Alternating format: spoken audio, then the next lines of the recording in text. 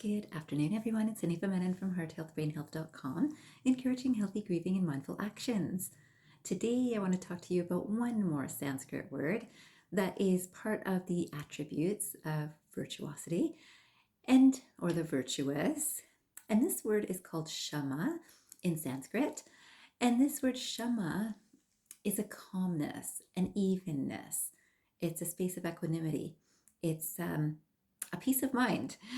I wanted to make sure I shared that detail. It's peace of mind. Now, how many people would love this experience, right? This calm experience and peaceful experience, right? So not the I'm going to give you a piece of my mind sort of idea. It's peace of mind, right? So this idea, I thought I would start with this quotation by Marcus Aurelius. And he says, "The nearer a man comes to a calm mind, the closer he is to strength. The nearer a man comes to a calm mind, the closer he is to strength." Now, a calm mind is interesting, right? A lot of people would not think of this as a strength. Why is that strong? Now, sometimes, a passive aggressive energy can have this strength, right? I'm just not going to say anything, but you can see from their expression that they're not very happy, or they might be slamming doors or walking loudly through a home.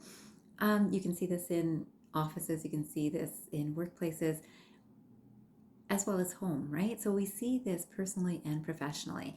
And this is not a peaceful mind, right? So can we see just someone and see those sorts of behaviors? And even though they're not saying anything, we know that they don't have a peaceful mind, right? And there's another person who sees something dramatic happening and maintains a calm. And I think of people, if I was to use an extreme example, it would be someone who's like a peacekeeper and is in the middle of a war zone and is maintaining a calm energy. I can think of people who are praying for anyone who's in any sort of tragedy. So whether it's a personal family member, whether it's the world at large, this whole idea of there's this peaceful strength that comes from that space. And a lot of people have lost that space. And remember that anything that we practice regularly strengthens, and whatever we do not practice regularly weakens. And so we can see that news and social media often will try to enrage, and not even intending to do so. It's like, you should say something and you should get worked up about this. And how awful is this, right? This is constantly in our media and news. And it creates that same energy within us, right? So then what do we carry? We carry this awareness, and we might be sad, we might be angry, we might be frustrated, but those are all the energies we're carrying. And is that helping? And it certainly doesn't help ourselves. So a lot of people have become a little bit more comfortable with stopping the amount of time that they watch news or things that are creating those sorts of thoughts and emotions in themselves. And that's great. But if it's even 1 hour a day, it's only 1 hour a day, and you know that after that 1 hour a day of watching whatever you're watching, you're feeling kind of troubled, kind of upset, kind of angry, kind of unsettled, it's not going to feed the calm energy.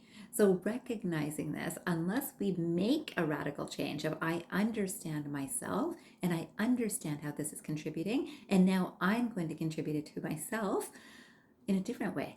I choose to be peaceful, and I can look at something that's not peaceful and maintain my centeredness once I've worked to build this energy up in the first place, right? I can't just expect that, oh, I'm peaceful because, yeah, I pray or I meditate or whatever. But when I watch something and it shakes me up, we're not in that peaceful space, right? No, the more we work on this, the easier it gets to get back to a peaceful space more quickly, right? So this is the interesting thing too, is that you can, if you're interested in watching the news, you can work on building up this intention, this space within yourself by focusing on peace, by bringing you back in yourself, back into a space of peace in your mind, in your heart, in your soul. A lot of people can think of either the universe or God or something else flowing through them that helps them get to that space, yet we also have to take the actions that we need to take when we're understanding our own mind and our own body's reactions, right? So when we're understanding that, we can take the appropriate actions that help to build us, build our own strength first, and then help the world around us, right? Which we can all do. So The next quotation I came across, I think really depicts this. This is by Tracey, and this quotation says, "Set peace of mind as your highest goal and organize your life around it." Set peace of mind as your highest goal and organize your life around it. What do? We'll do one more thing, one more thing, one more thing, one more thing, and we become very busy in life, right? It's adding to not such peace in our lives, right? And often we can blame things outside of ourselves. The traffic wasn't good, this person wasn't good, my boss isn't good, my coworkers aren't good, someone has done something not right. Yet, am I trying to make peace my highest goal? Because then when it is, no matter what the situations that are around me, my intention is peace, and I can bring myself back there, and often will be able to shape the energies around me too. Not because I tell another person, why don't you be peaceful? If I feel like saying that to someone, I know that I need to say it to myself first, right? Am I getting shaken up by this? If I'm peacefully saying that, that person can respond in any way, right? They can say, forget that, right? And I'll be okay because I'm maintaining my peace. That's what I've made as my priority, right? So that person can be exactly where they choose to be. And I'm not going to have judgment about it either, right? It's just, I can have compassion. That person's not able to get to a space of peace right now. Thank goodness I can, right? And that means I bring myself back there. Because again, the world outside of us is reflecting what is within us. And today I would love for you to take a look within yourself and see, is this your highest goal? And is it something that you prioritize in your life? And you might say that, no, peace isn't my highest goal. My highest goal is making money. And that's what I'm focusing on. And it could be as simple as that. And that's a conscious choice. And of course, anyone choosing whatever goal can choose those goals. And also know what comes with the goals that you choose, right? So when peace is your highest priority, you know that it's a beautiful space to start with. When accomplishing something is your highest priority, oh, there's going to be good, bad, and ugly that you will work through to get to that accomplishment, right? We all do, because that's more on the material realm.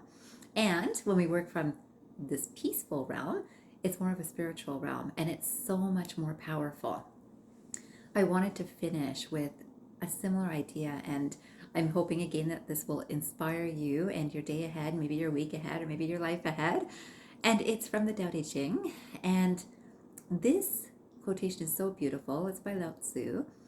And it says, "Rushing into action, you fail. Trying to grasp things, you lose them. Forcing a project to completion, you ruin what was almost ripe. Therefore, the master takes action by letting things take their course. He remains as calm at the end as at the beginning. He has nothing, thus has nothing to lose. What he desires is non-desire. What he learns is to unlearn. He simply reminds people of who they have always been.